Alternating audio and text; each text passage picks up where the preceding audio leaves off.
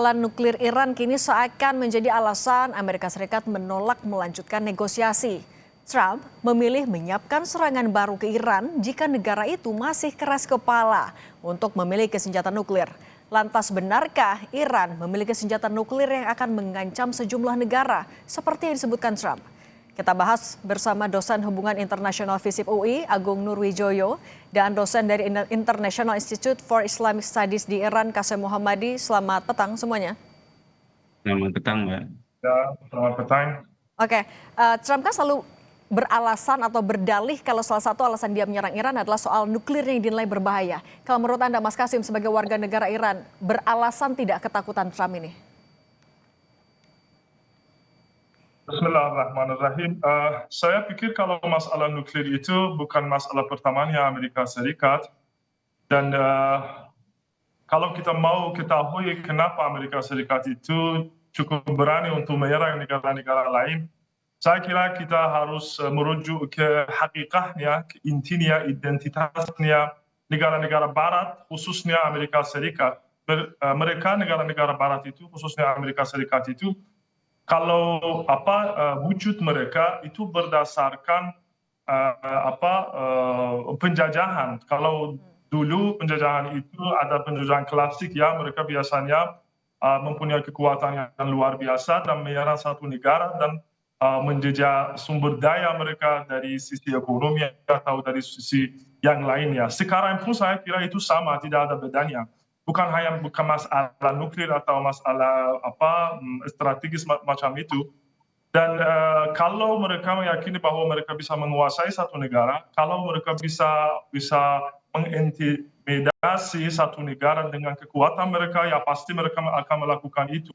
Itu lebih sederhana untuk mereka yang sekarang bisa kita saksikan di negara-negara Arab macam itu, ya. Mereka diintimidasi dengan kekuatannya Amerika, dan mereka dengan sederhana mereka menyerah diri mereka untuk Amerika Serikat. Kalau tidak mereka mau menyerah. Oke, Mas Kasim, tapi kalau faktanya kan kalau menurut Brin sebenarnya diserang macam negara-negara macam Iran. Oleh karena itu saya kira itu harus. Oke, sorry, Mas Kasim, tapi kan kalau faktanya menurut Brin, pengayaan uranium Iran juga sudah 60%, mendekati ambang senjata nuklir. Anda masih merasa ini murni hanya penjajahan? Iya, saya kira Iran itu kalau mengenai masalah uranium itu pasti Iran itu memerlukan itu untuk penggunaan dirinya sendiri, dan Iran sudah umumkan bahwa kalau kami ini tidak mau nuklir itu untuk membuat senjata nuklir, dan itu bukan masalah kita tidak berani atau tidak mampu, pasti keberaniannya dan juga kemampuannya ada beberapa minggu saja kami bisa membuat itu berdasarkan fatwa Islami yang pemimpin besar Iran itu mempunyai, bahwa tidak boleh untuk membuat mass destruction weapons, itu tidak boleh, ya. Oleh karena itu kalau masalah nuklir itu saya kira itu tidak merupakan alasan pokok untuk negara-negara macam Amerika Serikat, tapi sekarang kita bisa memahami bahwa ada beberapa poin lagi yang mereka pasti dahulukan, dan termasuk masalah minyaknya Iran. Itu sudah diumumkan beberapa kali oleh Trump, dan kita bisa menemukan banyak contoh. Contoh yang barunya adalah Venezuela yang dijajah lagi oleh Amerika Serikat. Sekarang ada Kuba yang masih tapi hari kemarin umumkan mau menjajah, ya, mau serang. Mas Kasim, tapi menegaskan Iran itu punya fasilitas nuklir yang sudah ready atau gimana sih, Mas? Iya, kalau mengenai masalah nuklir itu, saya kira bahwa itu Iran tidak akan lepas tangan dari masalah nuklirnya. Bukan masalah nuklir sendiri yang sangat penting, pasti itu penting sebagaimana saya tadi katakan, pasti itu diperlukan untuk untuk kepentingannya Iran sendiri. Tapi itu sekarang masalah nuklir itu sekarang merupakan baris merahnya Iran, karena kami tahu bahwa kalau kita lepas tangan dari itu, mereka tidak akan berhenti di sana, dan itu sejarah yang membuktikan itu. Mereka tidak akan berhenti di sana. Sebagaimana yang saya tadi katakan, identitas penjajah macam itu, kalau kamu mundur, mereka maju lagi. Ya, Pak. Oleh karena itu, sekarang kalau nuklir itu Amerika baru akan bilang bahwa kalau rudal Iran juga harus terbatas, kalau apa, tak tahu ada mungkin satu ancaman yang mereka angkat, ancaman itu juga harus dihabiskan. Oleh karena itu Iran tidak akan mundur dari masalah Nah, nuklirnya, bukan oke. dia mau membuat bom nuklir, tapi itu merupakan baris pertamanya Iran dan tidak akan mundur dari itu. Nah, kalau tidak akan mundur karena itu adalah baris pertama. Menurut Anda, Mas Agung, dengan posisi atau Ya, sikap Iran yang tegas seperti itu, di sisi lain Amerika Serikat juga merasa itu adalah akar masalahnya. Menurut Anda, ruang komprominya masih ada atau udah tertutup kok kayak gini? ya, sebenarnya kalau dalam melihat proses negosiasi ya, ruang-ruang kompromi itu sebenarnya kan intensinya masih ada ya sebenarnya. Dengan kemudian Iran masih memberikan yang terbaru adalah menawarkan beberapa poin terkait dengan proposal ya. Cuma memang kan dalam proposal yang terbaru tetap ada intensi dari Iran untuk melakukan memecah semua permasalahan tidak dibahas dalam satu proposal gitu ya. Jadi ada apa namanya step by step partial deal yang kemudian diharapkan oleh Iran dalam proses negosiasi dengan Amerika Serikat. Dan salah satu poin utama yang sekarang tetap konsisten dilakukan oleh Iran untuk tidak dibahas adalah terkait dengan masalah nuklir. Nah, tapi kita juga melihat sebenarnya kan ini tidak berada dalam ruang vakum. Proses negosiasi itu kan juga tidak hanya sekedar ditentukan oleh apa namanya oleh Iranis, kepemimpinan leadership dari Iran, Amerika Serikat maupun dari para negosiator, tapi juga sangat dipengaruhi oleh lingkungan strategis yang ada, termasuk juga dalam konteks ini adalah dinamika politik domestik ya. Dalam hal ini kan yang paling sulit ketika bicara tentang sebuah peperangan, sebuah pertempuran adalah setiap pihak itu mendapatkan satu bentuk legitimasi sebagai pemenang perang. Nah, momentum-momentum itu sebenarnya akhirnya memang coba dikejar oleh Trump karena memang bagaimanapun juga kita sebenarnya tidak bisa memungkiri ada tekanan domestik yang sebenarnya cukup kuat yang kemudian dirasakan oleh Trump. Hal yang kemudian cukup nyata yang kemudian kita bisa lihat dan kita benar-benar apa namanya tampak adalah bagaimana kemudian bulan November nanti Trump ini akan menghadapi pemilu sela dan popularitas approval rate-nya Trump ini senantiasa merosot dari pekan ke pekan. Pekan lalu sekitar 34%, pekan sebelumnya masih 36%. Belum lagi popularitas Partai Republik yang merosot ya dari 75% sekarang sekitar 49%. Dan apalagi juga tekanan ekonomi secara domestik dari masyarakat Ya. Amerika Serikat juga cukup kuat. Artinya sebenarnya dimensi tersebut juga memberikan satu bentuk pengaruh bagi pemerintah Trump untuk kemudian mempercepat proses perangnya. Makanya kemudian kita Oke. lihat Mbak dalam beberapa waktu terakhir ada penurunan tensi serangan. Ya, kita semenjak bulan April ini kita lebih banyak melihat berbagai macam insiden dan diplomasi koersif tekanan yang diberikan oleh Amerika Serikat. Oke, Mas Agung, tapi kalau dalam hal ini sebenarnya siapa pihak yang paling berwenang untuk menentukan sebenarnya pengayaan uranium di Iran itu boleh dilanjutkan atau memang sebenarnya sudah mulai di tahap berbahaya, itu siapa yang berwenang?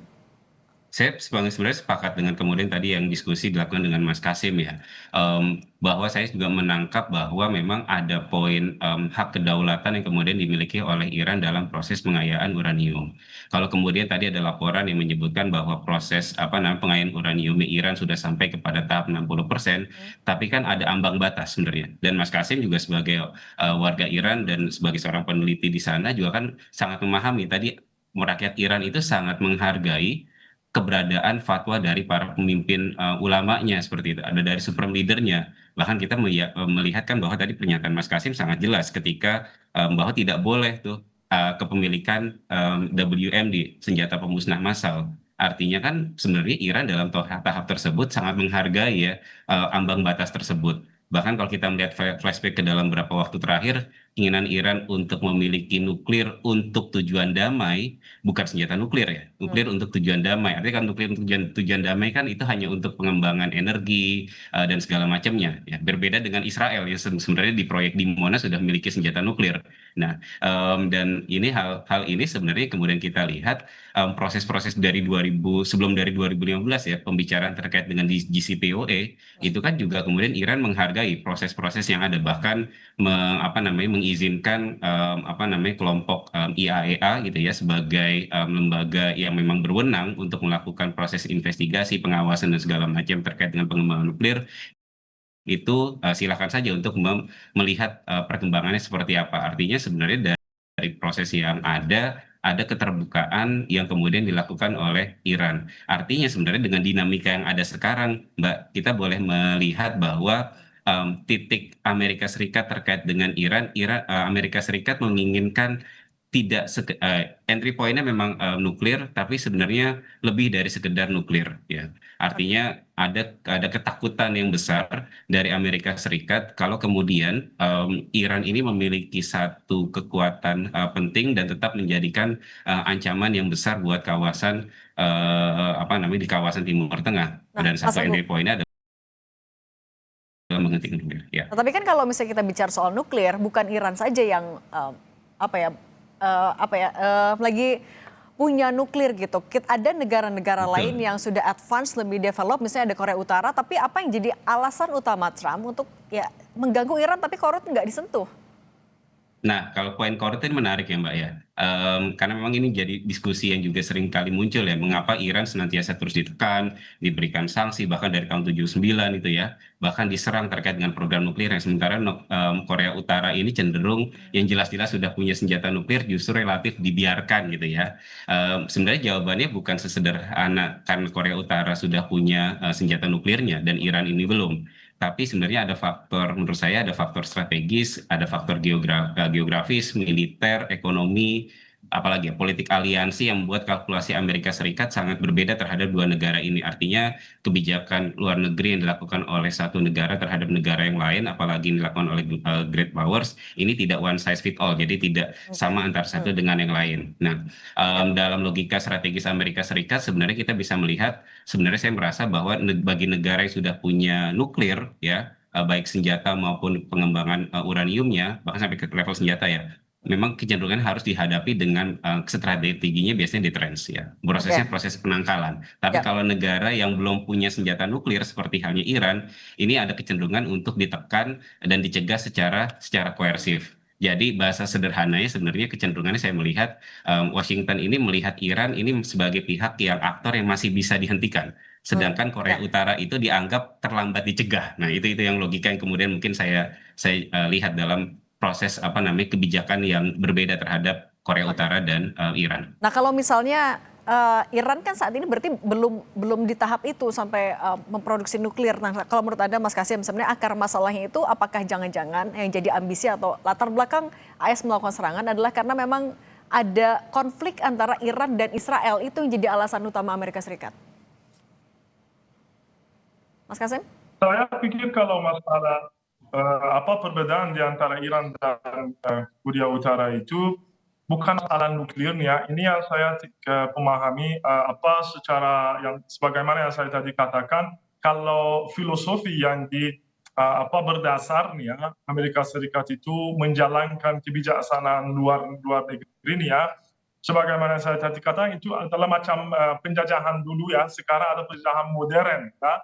Bagaimana begini bahwa sekarang kalau Iran dan Korea Utara itu beda sekali. Kalau Korea Utara itu tidak punya minyak ya. Itu juga kalau secara strategis dan geopolitik Iran itu luar biasa. Sekarang kita bisa memahami bahwa setelah Hormuz itu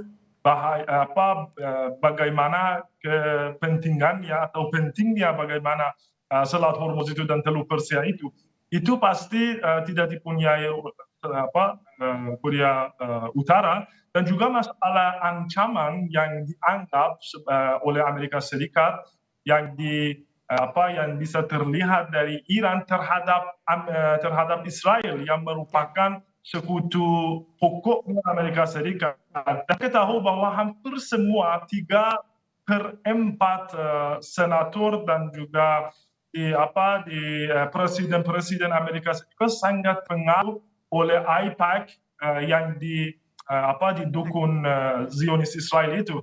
Oleh karena itu dan kalau ada ancaman untuk Israel atau untuk AIPAC pasti ini mereka meyakini bahwa harus habiskan ancaman macam itu. Oleh karena itu saya tidak pikir bahwa itu masalah nuklir yang mereka tapi penting kedudukan luar biasanya Iran di Timur Tengah ini. Oke, nah di tengah masih panasnya eskalasi di Timur Tengah yang terbaru juga adalah kabar Presiden Iran akan memecat Menteri Luar Negeri. Apa yang sebenarnya terjadi? Kita akan bahas usai jeda, tetap bersama kami di Kompas Petang.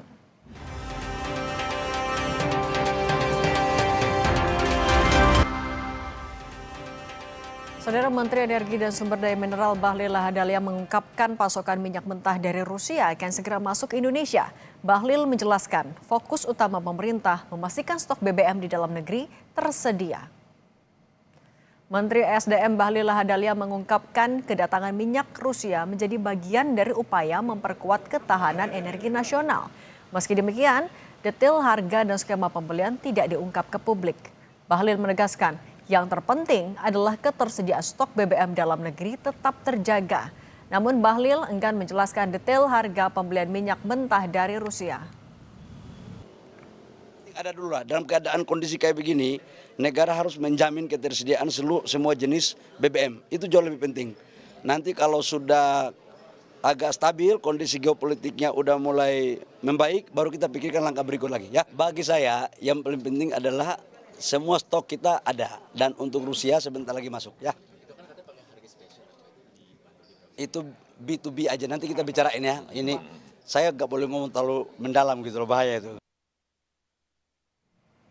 Kita lanjutkan lagi dialog bersama Mas Agung dan Mas Kasim. Mas Kasim, informasi terbaru adalah Presiden Iran akan memecat Menteri Luar Negeri Iran. Anda mendengar informasi itu sejauh mana sebenarnya kebenaran dari kabar itu?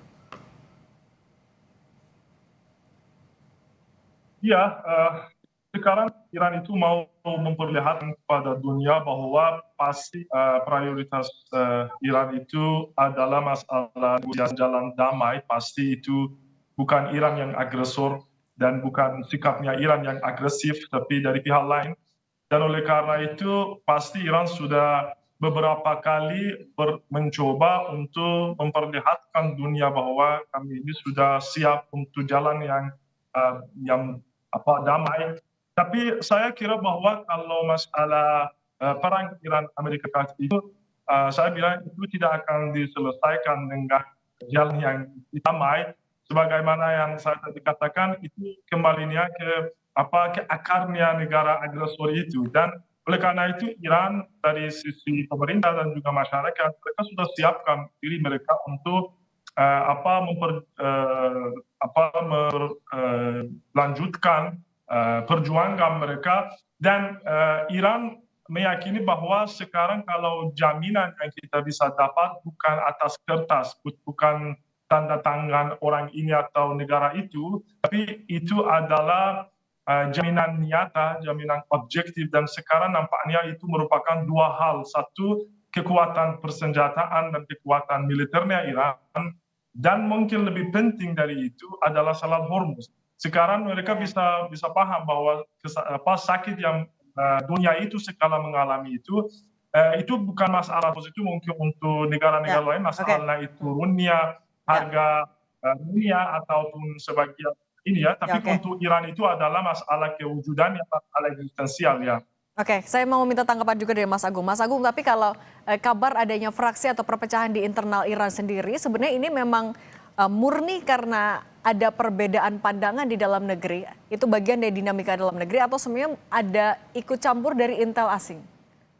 Saya pikir lebih dominan bagaimana kemudian ketegangan internal yang kemudian muncul di dalam dalam internalnya Iran itu ya, terkait dengan isu pemecatan Menteri Luar Negeri Iran Abbas Araghchi. Berarti kan memang ketika isu tersebut muncul sebenarnya memang ada potensi keretakan di dalam negeri Iran seperti itu.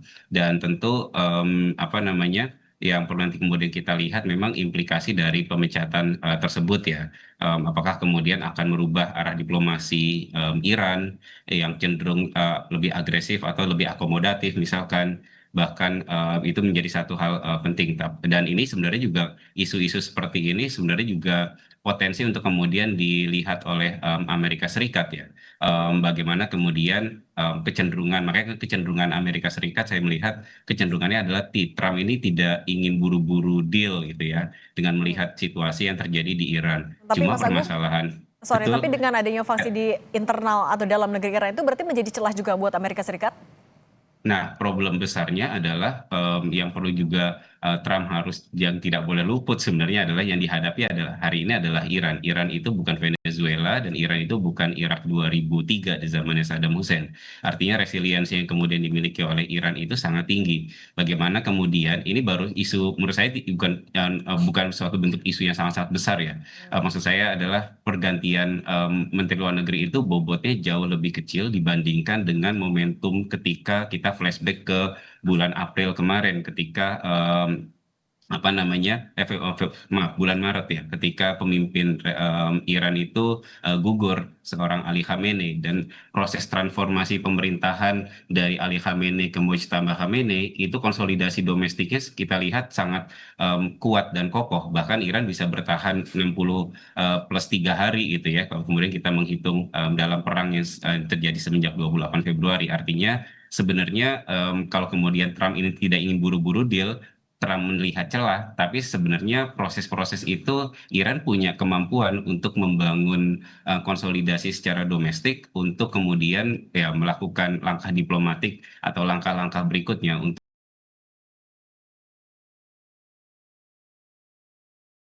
menciptakan bentuk ya bagaimanapun juga namanya Iran ini kan sebagai dipandang Amerika Serikat sebagai axis of resistance dan proses kemampuan Iran untuk membangun daya tahan ini kan bukan sesuatu hal yang sekedar dibangun dalam 1-2 hari terakhir gitu, tapi proses yang kemudian dibangun dalam durasi yang cukup panjang bahkan semenjak Republik Iran itu berdiri dari 1979. Oke, kalau menurut Mas Kasim sebenarnya tapi dengan isu ini yang terus digaungkan juga oleh Amerika Serikat, Anda merasa ini cukup mengganggukah soliditas Iran di dalam negeri? Saya belum cek apakah informasi itu benar atau tidak. Tapi saya pikir biasanya kalau kita ada banyak bohongan yang kita dapat dari pihak Amerika Serikat setiap hari atau bahkan malam, Trump itu dia masuk ke Twitternya dan dia menyebarluaskan banyak kepercayaannya dia sendiri dan nantinya kita membaca itu tidak benar hanya dia mau menurunkan harganya minyak biasanya begini. Kalau ada perubahan dalam masalah menteri luarnya Iran ataupun satu anggota dari anggota negara Iran sebagaimana yang dikatakan itu, saya kira itu tidak akan mempengaruhi kebijaksanaan pokoknya Iran itu dan pasti Iran sudah putus keputusannya dan sudah tahu apa yang dia harus lakukan. Oleh karena itu, kalau dengan perubahan satu orang atau dua orang, pasti itu tidak akan mempengaruhi jalan yang sudah diambil oleh Iran itu, khususnya dalam perjuangan atau dalam perang yang sekarang Iran itu hadapi. Oke, baik. Mas Kasim Muhammadi, dosen di International Institute for Islamic Studies, dan Mas Agung Nurwijoyo, dosen Hubungan Internasional FISIP UI. Terima kasih sudah berbagi bersama kami. Saya selalu semuanya. Ya, terima kasih kembali.